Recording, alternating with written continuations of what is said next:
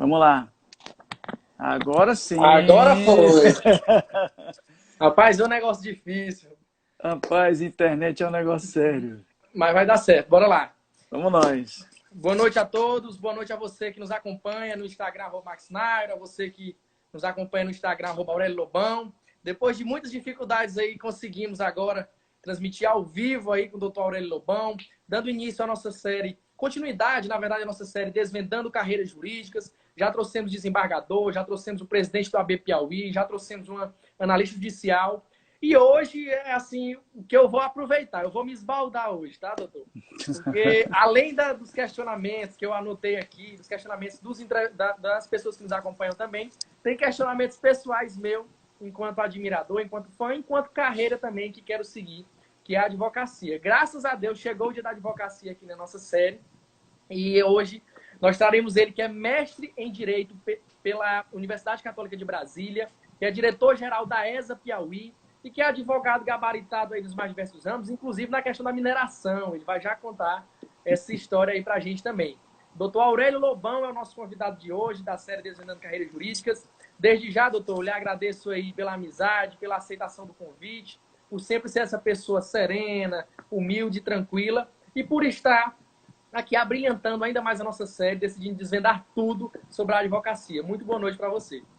Boa noite, grande Mário. É um prazer, meu amigo, poder partilhar com você essa noite de mais uma live aí desse seu projeto empreendedor. Parabéns. Floriano está muito bem representada. É uma advocacia jovem que cada vez mais mostra qualidade e mostra o espírito empreendedor. Então, Floriano já está sendo uma referência aí na medicina, né? No combate ao Covid. Então, quiçá nós tenhamos aí outros expoentes aí da terra nas diversas áreas. Então é um prazer, mais uma vez, estar aqui com você e nos colocar à disposição para os esclarecimentos, para algumas orientações, esse bate-papo informal. Obrigado, agradeço demais. Esse negócio do Covid aí de Floriano tem dado o que falar, né? Mas vamos nos ater aqui às nossas questões. Doutor, primeiramente, eu vou deixar espaço aí para o doutor discorrer quem é Aurélio Lobão, o que Aurélio Lobão fez, quais são as áreas que atua. E que você já comece assim dizendo por que a advocacia? Por que num ramo de direito em que nós temos diversas vertentes, vários leques de possibilidades, por que Aurélio Lobão escolheu a advocacia como sua profissão? Marcos, meu irmão, é o seguinte, na verdade, assim que a gente se forma, a gente tem aquela dúvida própria do jovem advogado, para que caminho vou seguir, se eu vou fazer concurso público, se eu vou advogar. Então, a época que eu me formei, eu sou filho de uma professora do Estado e de um bancário. Então, eu não tinha um apelo, geralmente uma introdução no meio jurídico para dizer assim, vou assumir um escritório, meu pai não tinha escritório, enfim. Então, eu fui basicamente começando pelo concurso público. Durante a graduação, eu fui estagiário do TRT, através de concurso, fui estagiário do Grupo Claudino, que para mim foi uma escola. Depois que ainda terminou o período de estágio no Grupo Claudino, eu fui contratado como cobrador do Grupo Claudino. Na época lá era Credit Shop, era analista de cobrança lá. E aí comecei a prestar meus concursos. Aí passei em alguns concursos, como técnico do TRT, oficial de justiça do TJ, técnico do MPU. E concursos que naquela época, para você ter uma ideia, Max, o concurso para, salvo engano, acho que era procurador do município de Teresina, o subsídio era R$ 1.000 e poucos, ou seja, era quase aquilo que eu já ganhava na iniciativa privada. Isso é que ano, doutor? Isso é que ano? 2002, 2003, por aí, entendeu? Então, assim, os subsídios não eram tão atrativos, né? O oficial de justiça era R$ 900, enfim, eram valores bem assim, comparado ao que hoje nós temos, né? Eram valores que não atraíam tanto. Então, eu fui para a advocacia efetivamente, comecei a advogar no escritório de um primo, né? E aí comecei a me especializar, fiz a minha pós em Direito Público, minha pós em Direito Civil e Processo Civil. Depois montei um curso preparatório através de uma franquia, do curso Marcato, através dessa franquia que tinha em São Paulo, que assim que eu me formei, eu pedi demissão do Grupo Claudino e fui estudar em São Paulo. Naquela época a gente não tinha cursos online, não tinha cursos via satélite, os cursos eram presenciais. Então eu fui aluno lá em São Paulo do Capês, fui aluno do Damásio, fui aluno do Marcato, fui aluno do Alexandre de Moraes. Então foi assim um período de muito aprendizado que eu pude fazer esse investimento, né, graças a essa caminhada. E voltei para Teresina em 2003, no meio de 2003, e comecei a advogar. E aí essa caminhada da advocacia vem desde então, há 18 anos praticamente. Então a gente tem essa atuação. Fiz o meu mestrado, há 14 anos também leciono, sou professor de ensino superior. Então a gente teve uma caminhada em vários ramos aí do bacharel em Direito, né? Que o bacharel em Direito ele pode optar pelo concurso, pode optar pela advocacia, pode optar pela docência. Então, eu tive aí a grata satisfação de perfilhar aí alguns caminhos e aí gozar dessa experiência. A você que está chegando agora, muito boa noite. Você que nos acompanha pelo Instagram, @Maxnário, você que nos acompanha pelo Instagram, @Aurélio Lobão. Para você que não sabe, essa live aqui faz parte de uma sequência de lives que nós temos aí, um projeto chamado Desvendando Carreiras Jurídicas. Você pode estar seguindo meu Instagram e estar acompanhando. Hoje nós estamos recebendo o Dr. Aurélio Lobão para falar tudo sobre a advocacia. E o homem já fez várias coisas, né? Acabou sendo professor, já é professor, acabou sendo também cobrador do Paraíba. Rapaz, quem diria? Aurélio Lobão, você do Grupo Claudino. Eu era da Credit Shop. Batem na porta e Aurélio Lobão tá ali cobrando porque você não pagou o Credit Shop. Rapaz, que experiência. Saudar aqui os amigos que estão entrando, Austin Fernandes. E aí, Josi diz, esse também estudou pelo Teleju. Bruna Monique diz, excelente professor. Várias pessoas aqui estão aqui na nossa live. Doutor, só lhe lembrar também que sempre que eu encerro as lives,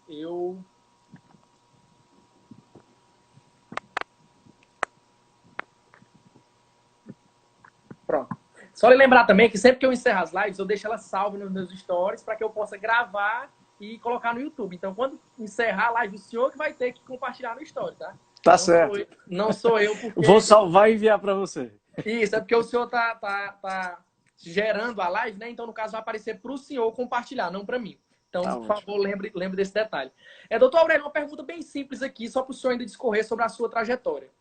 O senhor disse que naquela época, de fato era, em 2002, que foi, o senhor disse o ano que provavelmente ocorreu, nós tínhamos aí uma diferença nos encargos, inclusive acho que algumas nem tinham planos de encargos e salários, enfim.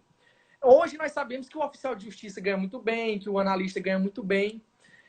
Analisando, claro, a sua carreira de extremo sucesso, um excelente profissional, com certeza bastante rentável também, mas há um certo arrependimento ou um certo resquício de não ter apostado na profissão e hoje ela ter se tornado o que ela houve, ou o senhor realmente confirma aí a sua decisão pela advocacia, foi o que sempre gostou de fazer, se não há esse arrependimento entre não ter optado pelo concurso público e ter optado pela advocacia?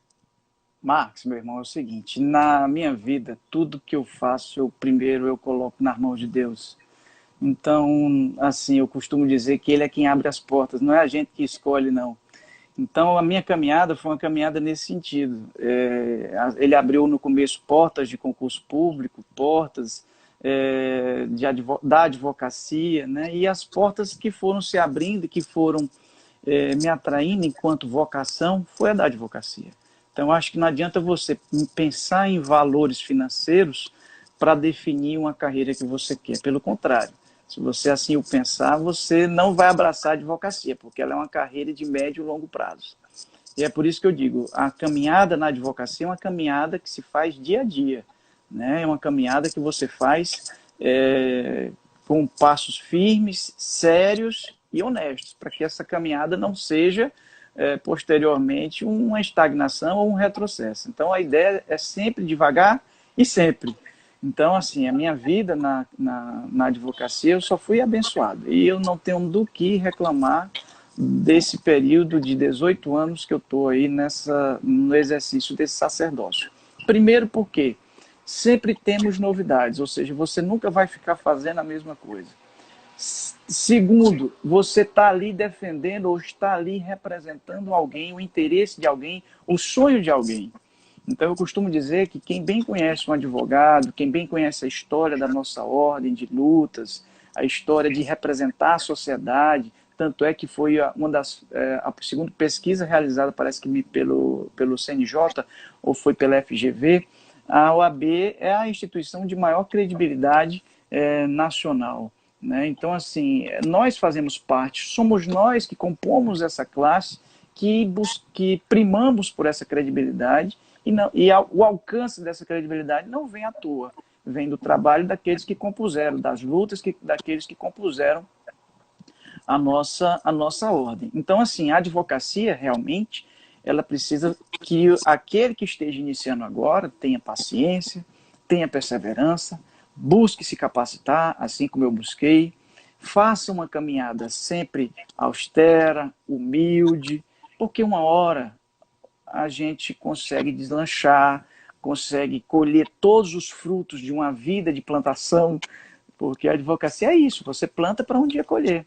Outro dia mesmo eu estava conversando com um amigo, um ex-aluno e amigo hoje, sobre uma ação que a gente tinha dado entrada em 2006, parece, 2006. E a ação veio sair agora, 14 anos depois. Eu digo, olha, não estava nem esperando. Aí, com os honorários, a gente já começa, olha, já pensou se a gente não tivesse plantado e tal. Então, assim, são essas as grandes vantagens que a gente tem enquanto advogado. A gente não se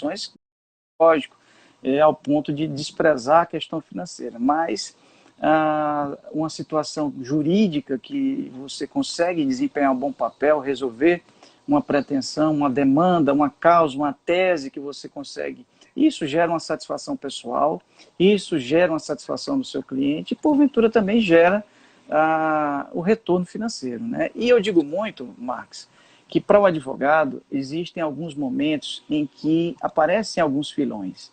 Né?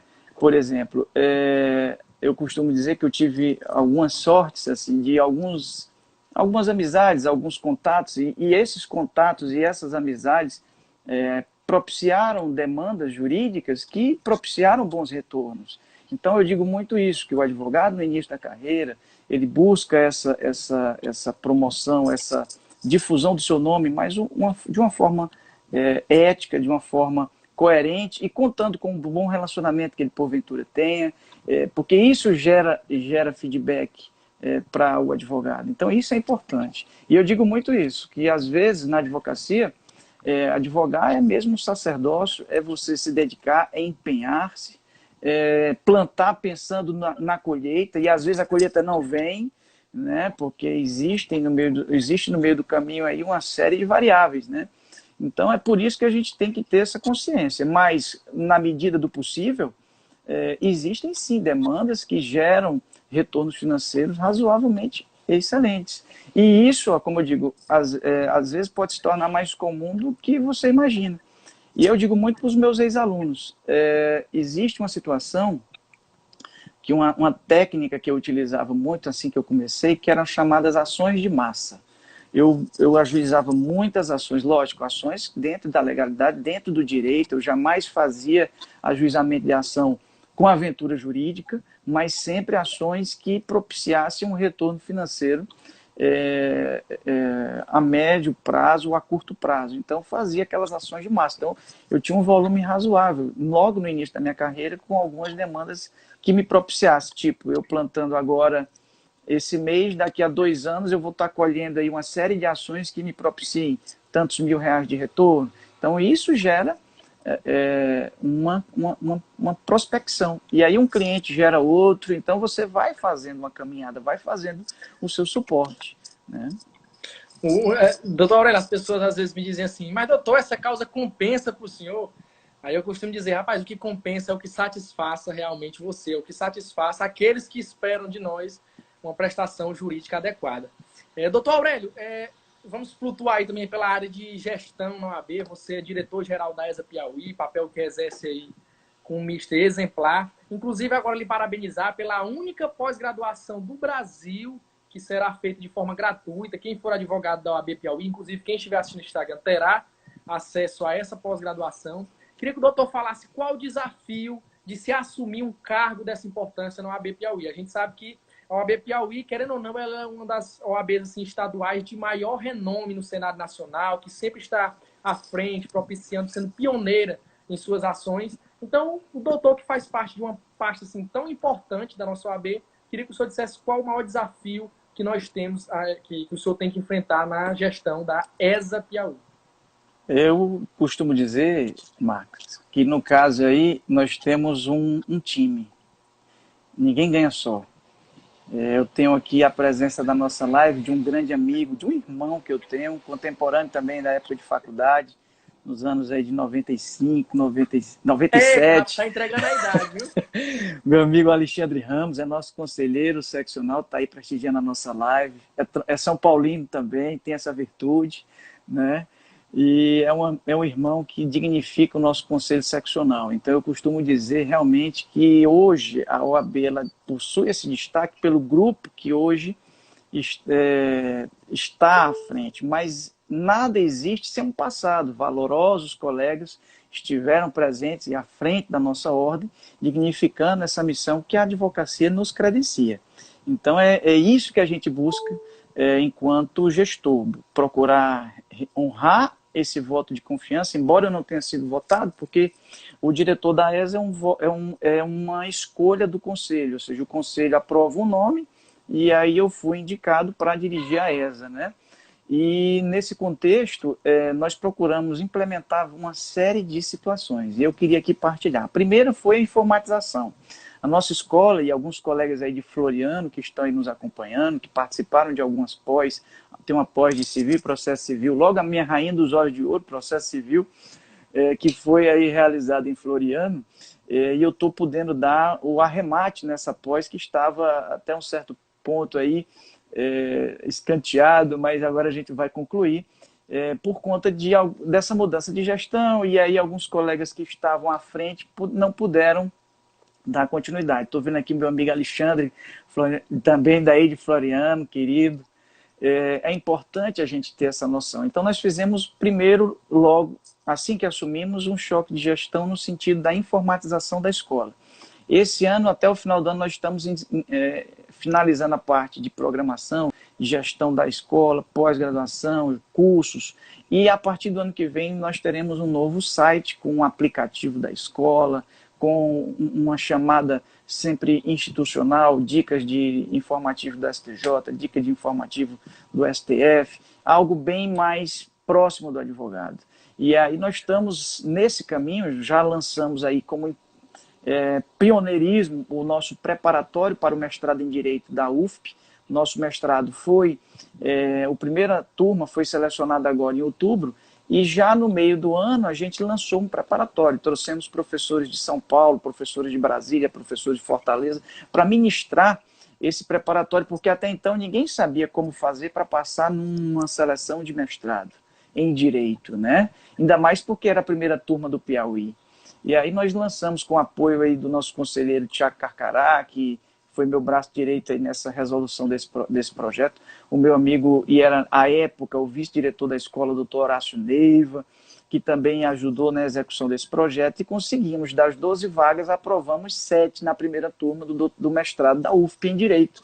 Então, para nós já foi um reconhecimento. E foi tão bom que as outras ESAs replicaram esse modelo de preparatório. A ESA Ceará realizou também um preparatório para o mestrado da Unifor e da UFC. O AESA do Maranhão está realizando o preparatório para o mestrado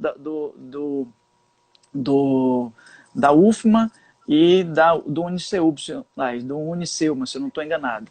Enfim, então virou uma marca, né? Isso é importante que a gente deixe esse legado, porque é o que a gente pode deixar, é o conhecimento, são essas inovações, né? E também tivemos muitos cursos iniciados ano passado, e que esse agora já estávamos num projeto, num planejamento, mas infelizmente por conta da Covid a gente teve que se reinventar. E por conta da Covid, eu costumo dizer que há males que vêm para o bem, nós estamos podendo lançar esse projeto audacioso que é a primeira pós-graduação gratuita para a advocacia. Então, o jovem advogado que iria ter um dispêndio, um investimento razoavelmente considerável para fazer uma pós-graduação, a OAB vai viabilizar essa pós. Nós vamos fazer uma live, eu, o doutor Celso, o doutor Asta, para explicar melhor como é que vai ser custeado, por que nós estamos podendo... Já tem data e horário? Não, nós estamos exatamente finalizando, digamos, o que eles chamam de upgrade do programa da ESA para inscrições, para que a gente, assim que lance a live, já possa indicar qual é o link que os alunos possam se inscrever. Então, para não haver esse delay, não haver essa expectativa, o aluno ou interessado já saindo da live, ele já vai para o site fazer essa inscrição. Então, é uma questão bastante, realmente, com cautela, como eu digo sempre, com um pé firme, com um passo firme para que tudo dê certo. E a OAB, ela tem sido incansável nessas tratativas de busca de diminuir esses efeitos que a pandemia, porque eu estou sofrendo, muitos colegas estão sofrendo com a queda da receita de seus escritórios, e isso é uma realidade. Né? Por sorte, como eu digo, a gente precisa também, eu vou fazer uma live pelo Instagram da ESA, e já fica convidado o amigo e todos os que estão nos assistindo, sobre investimentos. O advogado, às vezes, ele sabe como conquistar um dinheiro, mas não sabe como investir os seus honorários.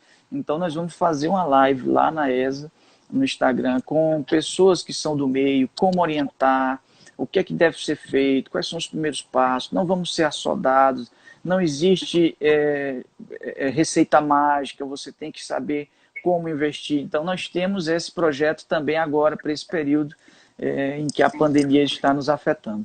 Então, nós temos esse projeto e, dentre eles, ainda, alguns outros que eu me permita dizer só posteriormente, que vai ser exatamente esse legado que a gente quer deixar, um legado de uma ESA nova, uma ESA informatizada, uma ESA online, uma ESA com cursos, enfim, uma nova ESA.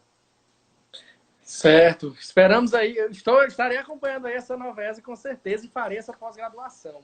Até agradeço pela oportunidade, principalmente para nós, jovens advogados, né? Você que está chegando agora no Instagram, essa live faz parte de um projeto no meu Instagram, @maxnairo, desvendando carreiras jurídicas, em que nós traremos vários profissionais de diversos ramos do direito para falar suas experiências pessoais, para discorrer sobre suas carreiras, para, quem sabe, incentivar as pessoas, inspirar pessoas a construírem as suas histórias baseadas nas histórias desses grandes profissionais. Já trouxemos o desembargador Arnaldo Bozon, a analista Josi, que inclusive está aqui acompanhando a nossa live, e agora o doutor Aurélio Lobão. Vamos passar aqui pelos colegas que estão acompanhando, doutora Beatriz Souza.adv, Carlos Terto.adv diz: você está fazendo uma excelente administração junto à ESA Piauí, parabéns. Obrigado, meu amigo Carlos Terto. Estou vendo aí a doutora Beatriz, uma amiga também. Obrigado pela presença e pela participação e parceria de sempre. Doutor Gilmar Reis, que sempre acompanha as nossas lives, faz aqui uma pergunta. Doutor Aurélio, em que momento o senhor teve a certeza que seria advogado? O estágio na faculdade teve influência na escolha? Inclusive, se você também quiser fazer a sua pergunta para o doutor Aurélio, pode deixar aí que a gente vai estar fazendo aqui para ele. A intenção é essa mesmo, que vocês tirem as suas dúvidas, aliadas com as nossas aqui, que nós possamos construir e desvendar de fato aí a carreira de advogado. Doutor Aurélio pode responder esse questionamento. Então, na verdade, como eu disse, sempre que eu me propus a enfrentar uma missão, seja no concurso, porque na vida da gente, a gente não, como eu digo, a gente tem sempre que ter essa humildade, essa certeza que acima da gente tem alguém maior e que rege toda essa nossa vida. Então, eu sempre entregava na mão de Deus. Então, se fosse da vontade dele que eu passasse no concurso, que eu conseguisse estudar, que eu conseguisse focar, e dava certo, né? E na graduação, eu não consegui estagiar em algum escritório de advocacia. Eu estagiava no departamento jurídico do Grupo Claudino da Credit Shop. E estagiei, através de concurso, na central de execução do TRT, em 97. Então, o TRT ali na Miguel Rosa, eu fiz um concurso lá, na época só tinha CEUT, o UFP e o ESP. E as vagas, eu me recordo, que foi o primeiro estágio que eu fiz, eram 12 vagas para estagiário. E só podiam se inscrever, na época, se eu não estou enganado, era 8 vezes o número de vagas, ou seja, só podiam ser 96 inscritos. E aí, nessa história de 96 inscritos, quando saiu o edital de seleção desses estágios, a gente não comentava muito, porque a concorrência era muito acirrada. E aí um amigo meu chegou para mim e disse assim, Aurélio, numa sexta-feira à noite, você está sabendo de um concurso de estágio que vai ter lá no TRT? Na época eram 2 salários mínimos. Então era uma riqueza para um jovem estudante de Direito ganhar 2 salários mínimos na época. Estou vendo aqui, doutor Manuel Inácio, um grande abraço, meu irmão, sou seu fã, presidente da Associação de Piripiri. E aí, nessa época, esse meu amigo tinha um Fusquinha, e aí disse, rapaz, vamos passar lá na frente do TRT, porque de repente a gente pode ver se tiver fila. No último concurso que teve lá para estágio, tinha fila. Eu digo, pois tá bom, vamos. Mas vamos comer aqui um PF. Aí a gente saiu da CEUT ali na frente do CEUT, comemos um PF e fomos lá para o TRT. Chegando lá, já tinha uma fila de uns 20 e poucos colegas estudantes de Direito, da Federal, da UESP, do CEUT. Aí eu digo, não, Luiz, vamos ficar por aqui mesmo e vamos passar a noite aqui. Dito e certo, quando deu. E no dia era o show do Asa de Águia, me lembro como se fosse hoje. O pessoal querendo ir para o show do Asa de Águia, lá na frente do CEUT tem o Atlantic City. E aí chegou, não, vamos mesmo para a fila lá do estágio. E assim conseguimos, né, virou, quando foi 8 horas da manhã, o TRT abriu, na porta do TRT lá, abriu para a gente fazer a inscrição. Eu fui sair, era quase meio-dia, ou seja, pernoitamos a noite, eu e esse meu amigo, o Luiz Augusto, que estudava comigo no CEUT. E aí deu certo, eram 12 vagas, eu fiquei em 7º nessa seleção. E aí foi meu primeiro estágio, né? A partir daí, eu tendo contato com a advocacia, tendo contato com os servidores, né? Eu sempre tive uma boa amizade com eles. Eu me formei e nesse caminho, até me formar, fui fazendo alguns concursos, né? Concurso para oficial de justiça do TJ do Piauí, para o TRT, técnico e técnico do MPU, advogado da Caixa, advogado era do Banco do Nordeste, enfim, alguns concursos eu fiz.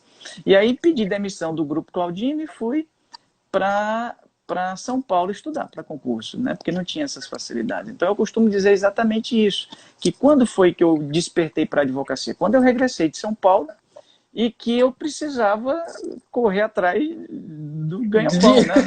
Eu nunca fui acostumado, nunca pedi assim, dinheiro para meu pai. Eu sempre, desde os meus 18 anos, eu corria atrás, entendeu? E como estagiário e como depois como funcionário do grupo, né?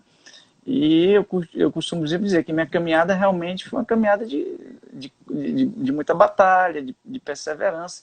E quando eu iniciei a advocacia, iniciei no escritório de um primo, né? Engraçado que eu fazia, nesse escritório desse meu primo, as defesas do Banco do Brasil. Ele era terceirizado do Banco do Brasil.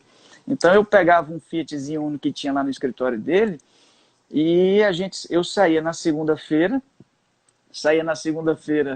fazia a análise dos processos em trâmite ali em Zé de Freitas, depois ia para Barras, depois ia para terça-feira ia para Batalha, quarta-feira Esperantina, Luzilândia, até sexta-feira terminava em Parnaíba, dando andamento em todos os processos do Banco do Brasil que tinha naquela região.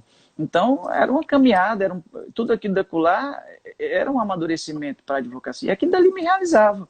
Nunca era a mesma coisa, nunca era uma repetição, por mais que o objeto fosse uma execução, o objeto fosse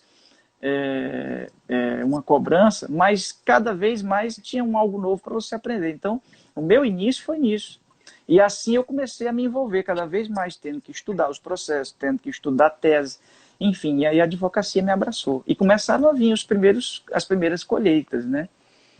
Então foi isso que a gente plantou, que hoje a gente está colhendo aí. Tranquilo. Doutor, aqui o Ramos Alexandre ADV pergunta, Aurélio, no meu caso, após formado, foram 5 longos anos de trabalho duro para começar a colher os frutos. Com um amigo foi assim também, e aí eu já, de certa forma, assim, complemento a pergunta. Qual tempo, assim, média, ou enfim, claro que nós temos variações, a depender da pessoa, das oportunidades que vão ocorrendo, mas qual é um tempo médio que o Aurélio considera para o advogado se estabelecer, para realmente o advogado começar a colher bons frutos? E aí eu faço uma pergunta dupla. Essa e a pergunta do amigo JF.acc. Qual foi o momento mais difícil na carreira, algo que fizesse você pensar em desistir? Então, você fala aí sobre o tempo médio, que você considera para advogado, depois você diz o que foi que fez doutor Aurélio, talvez não ser doutor Aurélio Lobão. Talvez, quem sabe, aí ser o Aurélio, cobrador do Credit Da Shop, questão. aí, do Claudinho. Mas todas as experiências são escolas, né? Então, Claro. tudo foi válido para a formação do meu caráter, né? Eu digo muito isso porque eu nunca fui apressado. Eu costumo sempre de medir bastante o meu passo, de sempre ter essa cautela em alguns objetos, alguns objetivos que eu quero na vida. Então, quando eu comecei a advogar, eu tive algumas dificuldades, né? Eu tinha um primo, por exemplo, um caso que eu pensei 2 vezes em desistir. Eu tive um primo que ele morava no Rio de Janeiro e aí ele me indicou para uma demanda aqui em Teresina. E aí eu tive um problema muito sério no andamento do processo, digamos assim, era uma causa de valor elevado e eu fiquei um pouco retraído no fato de que algumas coisas que legalmente eram para acontecer e não estavam acontecendo.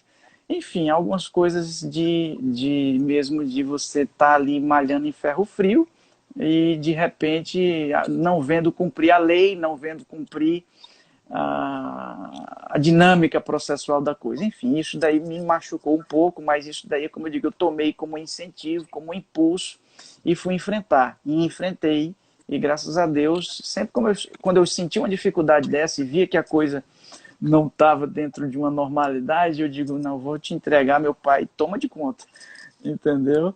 E aí eu sempre entreguei e consegui superar essas barreiras, né? Então, vale a pena essa dedicação que o advogado tem.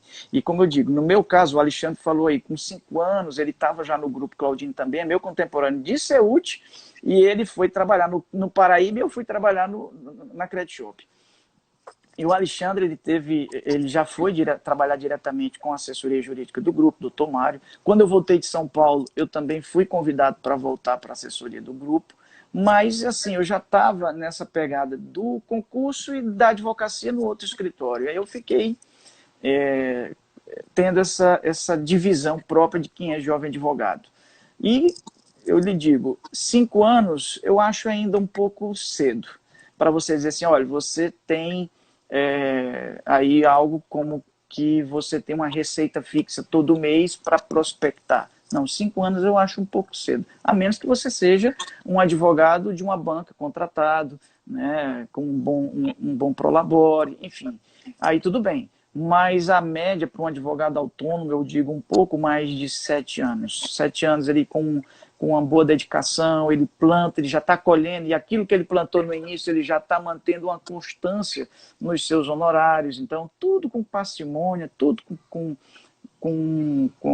a bem-aventurança, sendo bem feito, né, você colhe. Doutor Aurélio, lembramos aqui que nós faltamos 20 minutos para iniciar a nossa live. Eu sempre fico com medo, porque o Instagram ele encerra automaticamente. De uma vez, eu já tive uns problemas nas duas dotas. Eu vou lhe passar aqui outra pergunta. Uma pergunta assim mista, digamos. Primeiro, para o doutor, qual o desafio de ser advogado na pandemia? O que o senhor acha que nós, advogados, temos que exercer nesse período de pandemia? E para o doutor Aurélio, o que é ser advogado? Então, digamos assim, eu vou até imitar, digamos assim, a pergunta que eu fiz para o doutor Celso. Quando é que eu posso olhar para o doutor Aurélio e dizer, rapaz, esse cara é um bom advogado? O que é um bom advogado? Qual o papel desse advogado no período de pandemia que nós estamos passando, sem precedentes na história do Brasil? Eu costumo dizer, Marcos, que na verdade nós não falamos só de advogados, mas eu falo de uma forma geral. Nós teremos pessoas com um perfil antes e depois dessa pandemia. Eu costumo dizer que se você não melhorar enquanto pessoa, enquanto profissional, nesse período de dificuldade, sendo mais humano, sendo mais proativo, você não melhora mais nunca, não. Eu costumo dizer exatamente isso. Eu falo muito isso para os meus alunos na graduação e digo, olha, vocês estão passando por um momento em que vocês estão vendo, de repente, um vizinho que perdeu o emprego, que tá passando a necessidade, e você está tendo a oportunidade de ajudar. Você está vendo aqui colegas advogados que estão aqui falando mal de um auxílio de R$ 400, de R$ 200, que um outro colega que, porventura, não foi lá se expor para defender, está recebendo. Então, eu costumo dizer exatamente isso. A gente tem que ter humildade, porque nem toda régua é para lhe medir, entendeu? Acho que você tem que saber aproveitar esse momento de dificuldade e inovar. Uma das inovações são essas tecnologias que estão surgindo, as lives, essas reuniões via aplicativo Zoom, via aplicativo Meeting, né? Enfim, são inovações que estão nos fazendo amadurecer e incrementar uma inteligência que a gente não tinha, né? E eu costumo dizer assim, o que é que se sente hoje mais de dificuldade? É o contato humano, efetivamente. Porque nada melhor do que você despachar com um juiz e despachar com um desembargador, conversar com um colega advogado. Eu mesmo estava iniciando alguns acordos em alguns processos antes do início da pandemia, mas perdi esse contato com o colega, porque é bom ter esse olho a olho, né? Empenhar a palavra, ver que você não está ali blefando, ver que você está ali querendo resolver o problema do seu cliente, do cliente dele, né? Porque toda ação é um conflito de interesse. Resolvendo um interesse, resolvendo o outro também fica bom para todo mundo. Eu costumo dizer que esse é o momento da advocacia. Nosso Código de 2015, Código de Processo Civil, ele traz para o advogado um protagonismo que antes ele não tinha. E a gente não pode abrir mão desse protagonismo. O bom advogado tem que tentar buscar sempre resolver as demandas sempre extrajudicial. Levar mesmo para o judiciário só aquilo que for realmente impossível de se resolver pelos meios alternativos aí de solução de conflito, né? Pelas outras portas de solução de conflitos.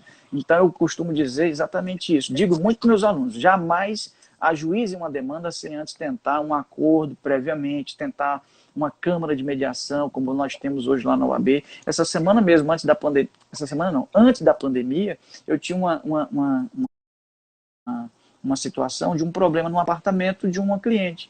O cliente comprou o apartamento, quitou, estava dentro, feitos todos os móveis, estava lá morando, e não tinha um documento. E aí a construtora teve um problema que não pôde emitir o documento, e aí a cliente perdendo o financiamento que ela já estava pré-aprovado, ia perder taxa, ia perder tudo, uma série de benefícios. E aí nós tentamos, antes de ajuizar uma ação, vamos tentar fazer uma mediação. E a colega advogada da construtora foi bastante proativa nesse aspecto de entender que o custo é menor, de que a resolução sai boa para todo mundo, porque todo mundo pode opinar na forma do acordo, e sai todo mundo para casa satisfeito com a experiência de que ali vai ter alguém cumprindo e alguém vai ter uma obrigação cumprida e o outro vai ter uma obrigação satisfeita.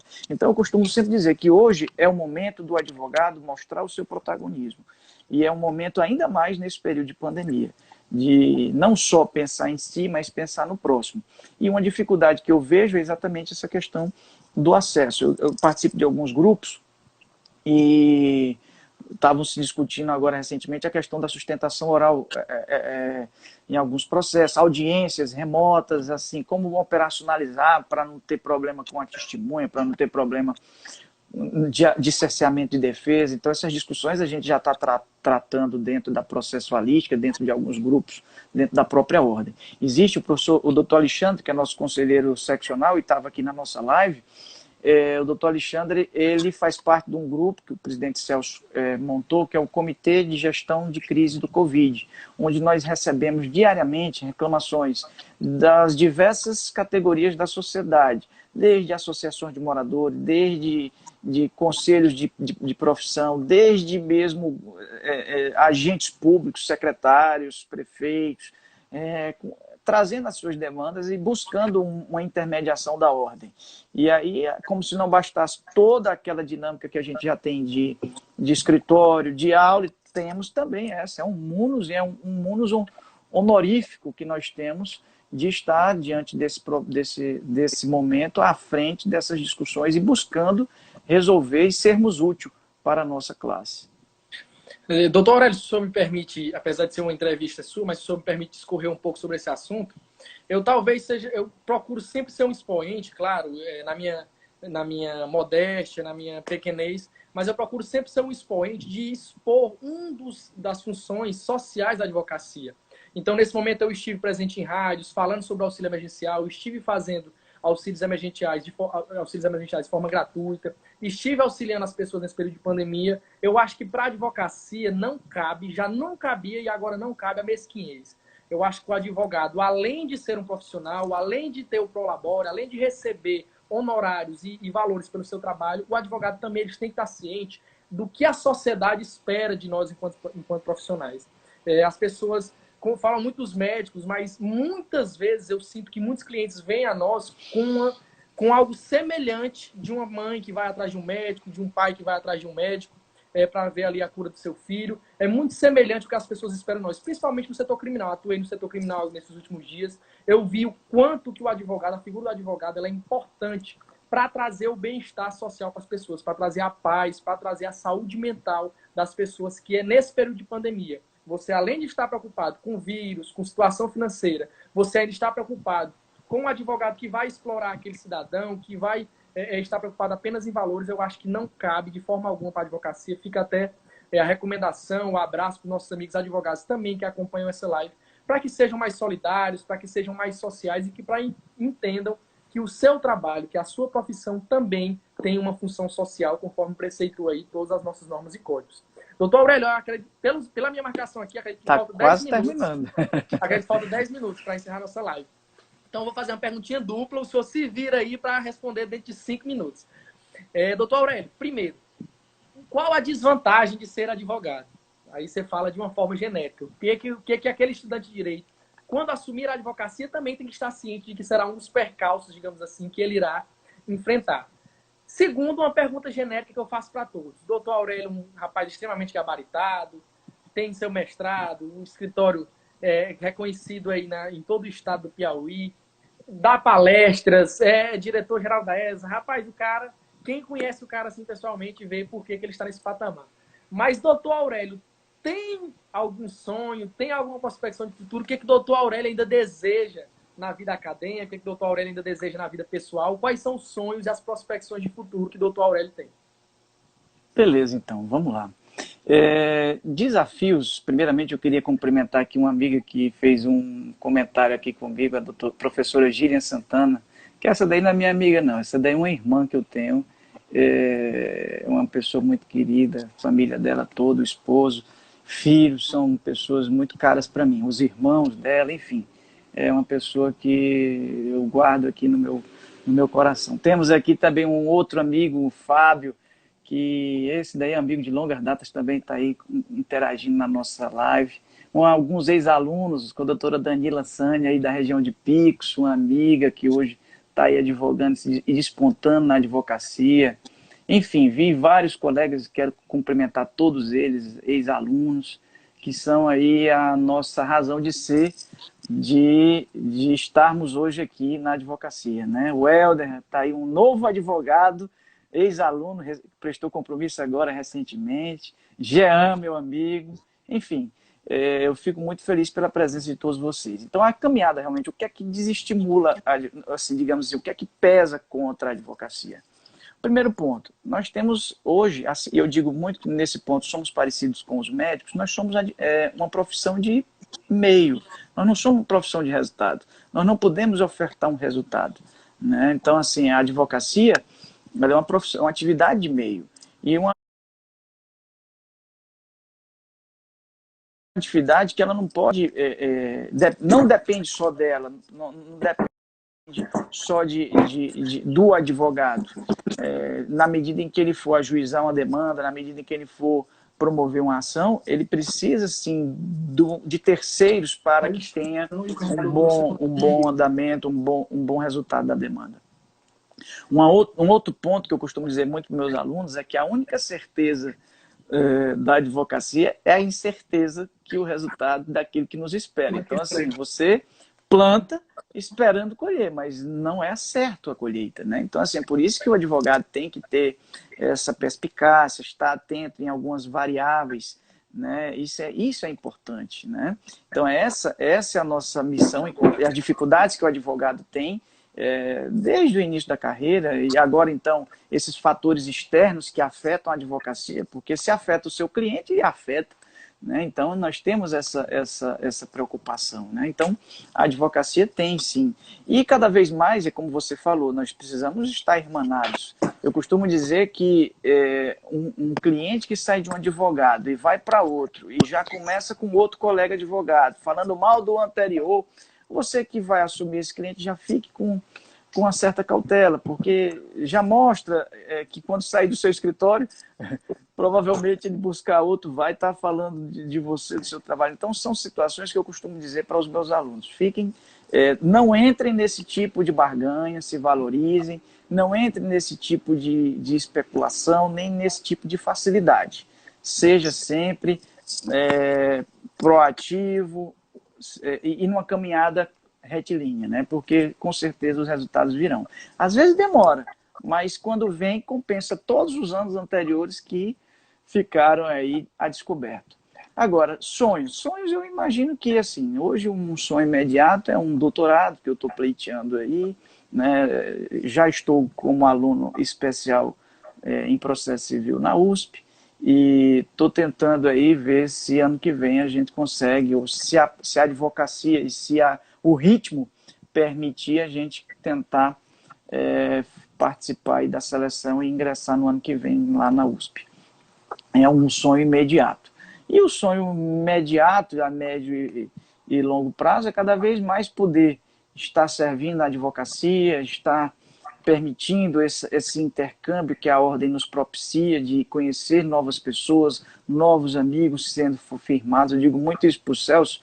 O Celso, presidente, quando viaja para os interiores, para algum tipo de solenidade, até mesmo inauguração das salas da advocacia, dos fóruns, das subseções, quando a gente viaja para entrega de carteira. Eu costumo sempre dizer assim, que é um momento em que a gente se renova, de ver muita gente boa entrando na advocacia, muita gente dedicada, e a gente se vê naqueles colegas que estão e tentamos buscar sempre fazer com que aqueles não sofram tanto aquilo que a gente sofreu no nosso início da carreira. Então, é como eu sempre, na solenidade de entrega de carteira, eu costumo dizer que a gente é o irmão mais velho para aqueles que estão iniciando. Então, na medida em que a gente puder continuar servindo, continuar permitindo essa riqueza que é fazer amigos através da ordem, através desse nosso serviço prestado, isso daí sim é um tesouro, é um sonho a médio e longo prazo. Doutor Aurélio foi o nosso convidado de hoje, que está se aproximando dos 5 minutos pela minha contagem, né? Doutor Aurélio foi o nosso convidado de hoje. Você que está aí acompanhando a nossa live, para quem não sabe, meu Instagram, @maxnairo, faz parte dessa live de um projeto chamado Desvendando Carreiras Jurídicas, em que todas as segundas e quintas, às 7 da noite, no Instagram, @maxnairo, eu trago diversos profissionais de diversos ramos do direito para falar sobre suas experiências, para trazer a sua história de vida, para que inspire outras pessoas e para que as pessoas possam se espelhar nas histórias dos profissionais. Instagram, @maxnairo. E doutor Aurélio Lobão foi o nosso convidado de hoje. Doutor Aurélio, eu não sei nem como lhe agradecer com palavras. Desde a primeira vez que lhe conheci pessoalmente, lá em Floriano, já fiquei encantado por sua pessoa, pela sua humildade, pelo jeito que já me tratou. Eu sou muito assim de perceber os pequenos detalhes. Então, o senhor já me chamou pelo nome. Aquilo é um diferencial de pessoas grandes, de pessoas humildes, que chamam os colegas que estão chegando, jovens advogados também, pelo nome, que tem o respeito pelos aqueles colegas que são jovens advogados, embora uma carreira brilhante que o tem. Então, agradecendo sempre pela sua aceitação do convite, por ter abrilhantado aqui a nossa série, por ser meu amigo, por me dar a oportunidade de conversar com você pessoalmente, de conversar com você pelos contatos pessoais. É um privilégio muito grande para mim, enquanto jovem advogado, ter uma pessoa da sua grandeza, da sua humildade, como amigo. Eu lhe considero como um amigo, certamente. E antes do senhor fazer essas considerações finais, eu só lhe lembro novamente para compartilhar esse vídeo no seu Stories, para que eu possa gravar e jogar no canal do YouTube, que em breve eu estarei divulgando aí o meu canal do YouTube, em que postarei todas essas sequências de lives da nossa série Desvendando Carreiras Jurídicas. Segunda-feira, 7 da noite, teremos uma capitã da Polícia Militar, trazendo tudo aí sobre a carreira jurídica de policial militar. Tranquilo, doutor Aurélio? Obrigado e faça aí suas considerações finais. Eu que agradeço, Marcos. É uma honra e eu costumo dizer sempre o seguinte, que na vida da gente não existe coincidência, não existe destino, existe providência. Então, às vezes, a gente se encontra nesses caminhos da vida porque é uma providência de Deus. Então, Ele é que sai abençoando a gente a fazer essas amizades. Você é um amigo querido que eu tive a honra de conhecer em Floriano, vi sua pujança, e é isso que a gente busca. Buscar pessoas que queiram realmente ajudar, que queiram realmente a crescer, porque falar mal já tem muita gente falando. Então a gente tem que buscar pessoas que têm um espírito proativo, um espírito acolhedor, um espírito empreendedor, um espírito do bem.